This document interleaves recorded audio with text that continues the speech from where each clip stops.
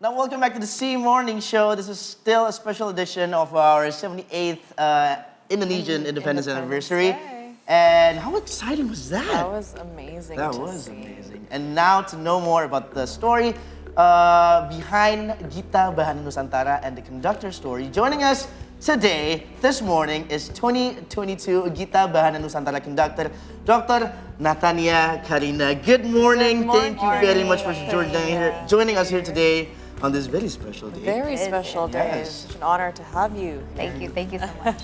So you were involved in last year's project, and you were selected as the Gita Bahana Nusantara conductor for Indonesia's Independence Day just last year. You were also the first ever female conductor in the history of GBN. This is just Amazing. mind-boggling, you know? So could you tell us about the process until you were finally selected? Well, it was actually quite a mysterious process, I will say. I mean, nobody really knows, but from what I know, they usually selected like a musician that they can feel that involved within like this community to serve the country. Because I mean, it's a very special event for young people. And because all we know during the Independence Day, the Paskibraka always got the spotlight. And then we are like, oh, what about us, the musicians? Right. So I think it's a good experience. But I think the process for me is not so much, it's more to the Kemendikbud part. But I'm so proud to be selected, of course. Yes. Of course. Wow. I mean, we were briefly just talking before we started this that it's a huge group as well that you're also leading. It is. And you've actually led orchestra performances many times before. But we're just a little curious now. How did you feel after leading the Gita Bahana Nusantara Choir and Orchestra on Independence Day, especially in front of Mr. President? Like, how did that feel? How was that experience on its own? Because I know you've definitely led many orchestras before, but I'm sure this is a milestone that was unforgettable. It is. It was pretty nerve-wracking, actually. And for me, the most difficult part is not actually leading how many people. It's just because it's just such a very important ceremony for like us Indonesian. Like, we want to make it perfect in terms of the musical numbers, and also because there's the ceremony involves a lot of like military like ceremonial as well. So protocols. we need protocol. So we need to know like when we should stand up, when we should like take a bow and everything. I mean, just to remember all those details. It's quite nerve-wracking, but I'm just glad like we did it last year. One for the books, something you could tell your kids. It is. Wow. So let's talk details in numbers. You are leading a total of 199 participants, consisting of 68 orchestra and 131 choir participants. Massive, yeah? Massive. So how did you unite them all together to create such a beautiful instrument? What are the strategies? What are the struggles? We want to know your experience last year. Sadly, there's no such as like juicy experience because it's pretty much like pretty straightforward. And I'm very lucky that all these kids come to Jakarta from all 38 provinces, like with those kind of spirit that they want to serve the country. They just want to play good music. They want to perform at their very best. And I'm just blessed with that because with that kind of mindset, everyone just focused to how to make this performance like a performance of their lifetime. So, I mean, I had an easy job last year. Once in a lifetime experience, right? Now, correct me if I'm wrong, there was 131 participants for the choir. Yes. That's a lot of voices. It is. And how did that process go about?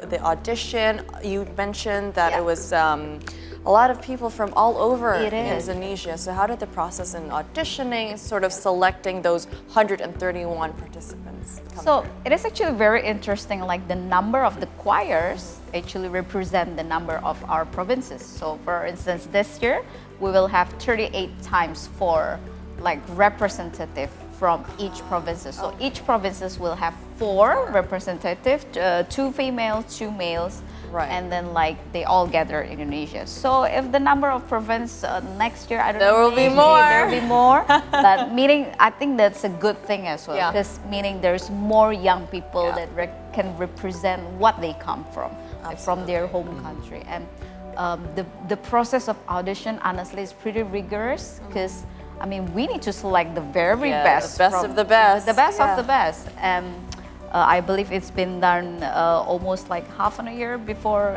the process. Wow. And they need to do like intensive training in Jakarta for like almost like a month prior to the event. So it is pretty like hard work for them. Yeah, who doesn't want to play in front of the president? There you go. During Independence Day. Independence Day. Such a prestigious thing to Absolutely. have, such a unique experience. And we also have a unique fact, so correct us if we're wrong, that you actually want to be an engineer in physics, chemicals, and also architecture, long before you got into music. So is that right?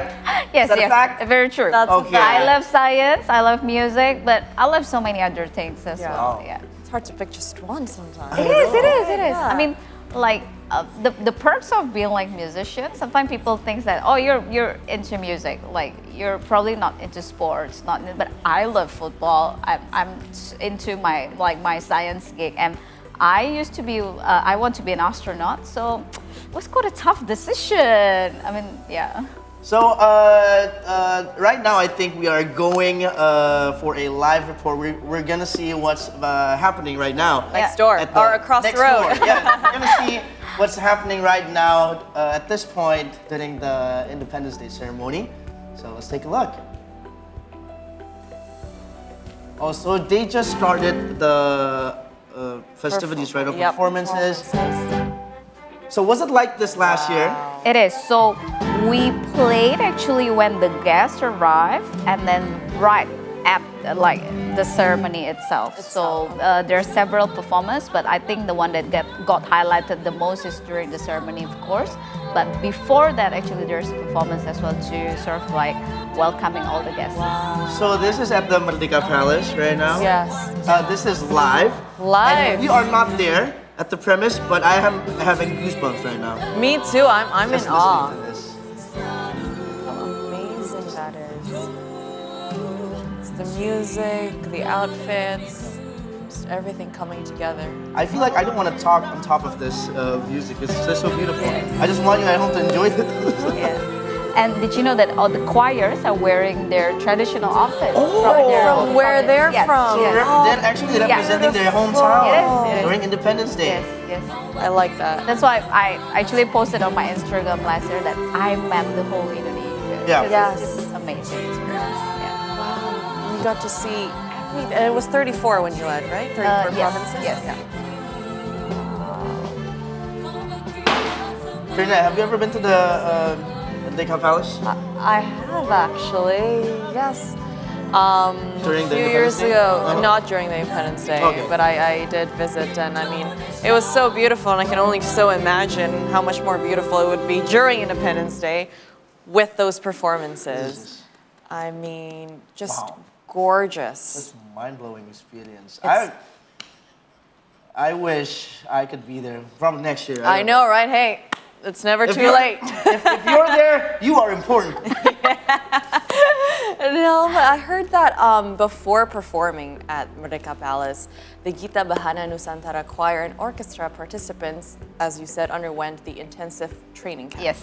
How did you prepare for that? Obviously, I'm sure you played a huge role in that as well. And were there any difficulties or challenges or any sort of mishaps that sort of came out of nowhere that made you maybe like, oh my goodness, how are we gonna get through this for the DJ? Not that difficult. I Okay. think the only difficult part will be because, I mean, everyone was so nervous. Like bet. it's just Imagine. yes, like because I mean they're best of the best. So in terms of scale, I wouldn't worry at all. But Right. like everyone's just so nervous. They just want to do their best. So what I did is actually just you know what, this is like a lifetime experience. So it's just not only like playing the best, but you might want to have fun. That's why last year we decided to dance along with the music. We decided to clap along with the audience because at the end of the day, Gita Bahana I think is a representative of young people. And young people is young people, like we could be serious at one point, but I think we should have fun as well. Yes. And I want the Indonesia to feel that we are singing with them. Right. We're performing this for you, not only for in front of Pak Jokowi, or only for the ministry. For Indonesia. Yeah, but for the Indonesian. Yeah, it's kind of your job as a conductor to ease up the pressure. It is. And I think, you know, it's the flow is a lot nicer too when you have that sort of weight off your back, right? And you get to because we're just so like nervous, like they're nervous there, like everyone just expecting this it should be good, like especially like for last year. I think it's also the first live performance after like the online session during the pandemic, right? So they want to make it right, so the burden is there, yeah. Well, you did an amazing job, and it turned out to be an amazing performance and experience last year. Well, Nathania, thank you very much. Thank you so much just being for having here. me. It's such a pleasure to meet sharing you. your experience and inspiring the Thank you youth so of much. Indonesia, really. So now we are about to take another break, but we will have more from the special edition of the C Morning Show. So stay with us here and see you today.